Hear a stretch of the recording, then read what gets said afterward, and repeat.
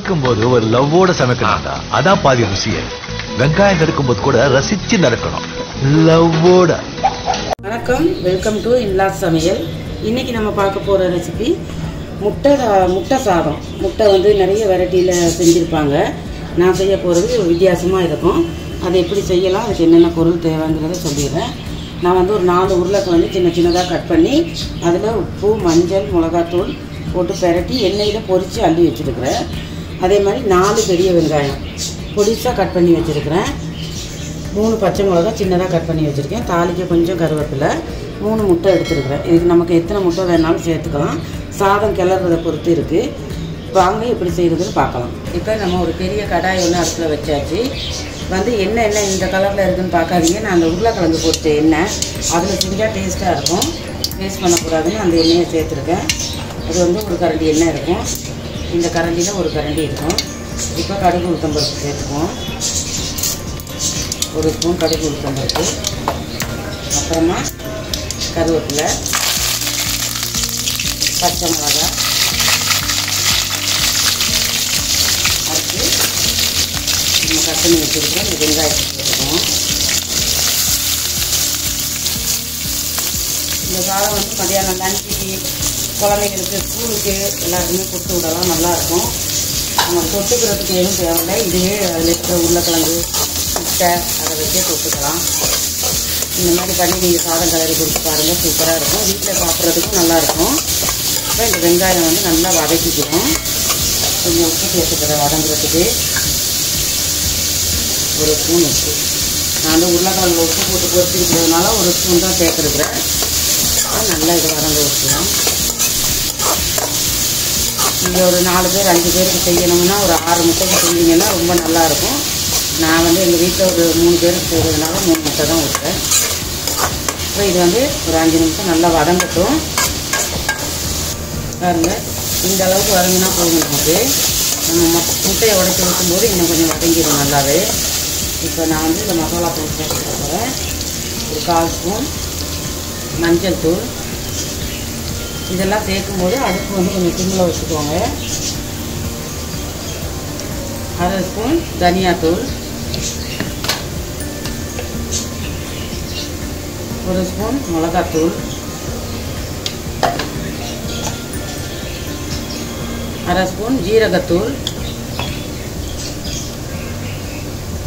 1/2 spoon மிளகுத்தூள். இவ்வளவும் போட்டு நல்லா மிக்ஸ் பண்ணிடுங்க.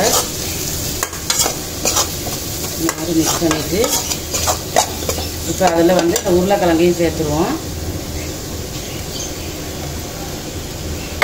ரொம்ப ஒரு ஈஸியாக செய்யக்கூடிய ஒரு டிஷ் இது. நமக்கு வீட்டில் இருக்கிறத வச்சு டக்குன்னு செஞ்சு சாப்பாடு கட்டி கொடுத்து விட்றலாம். இந்த மாதிரி நல்லா மிக்ஸ் பண்ணிவிட்டு அப்புறமா அந்த முட்டையை உடச்சி ஊற்றிடுவோம். அதையே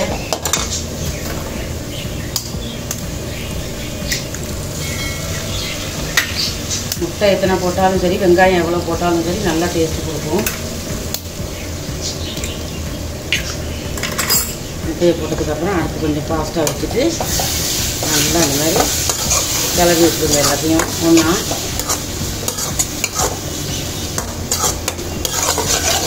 செஞ்சு நல்லா ஒரு சூடான ஒரு ஹாட் பாக்ஸில் வச்சு கொடுத்து விட்டா மதியானம் சாப்பிட்றதுக்கு செம்ம டேஸ்ட்டாக இருக்கும்.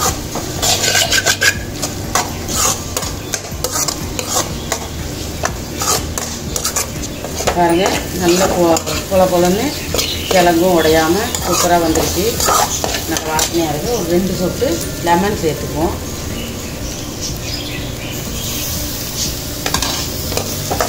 சேர்த்து அதையும் நல்லா மிக்ஸ் பண்ணி வைப்போம்.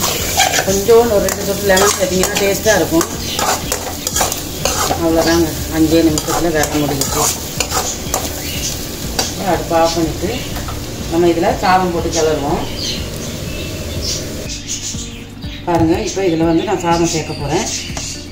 நல்லா உடனே வடித்து சூடாக இருக்குது. இந்த மாதிரி சூடாக செஞ்சால் தான் நல்லாயிருக்கும்.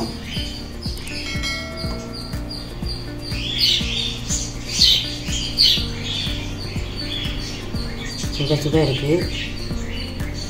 சாதம் சேர்த்தாச்சு. இப்போ இதை வந்து நம்ம நல்லா மிக்ஸ் பண்ணி வைப்போம்.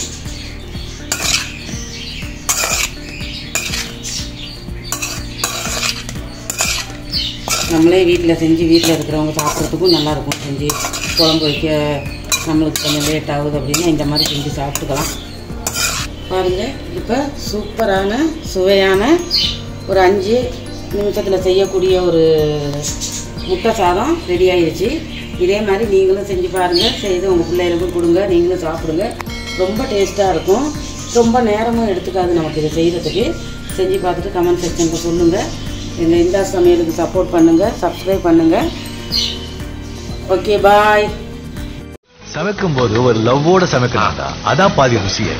வெங்காயம் நறுக்கும் போது கூட ரசிச்சு நறுக்கணும், லவ்வோட.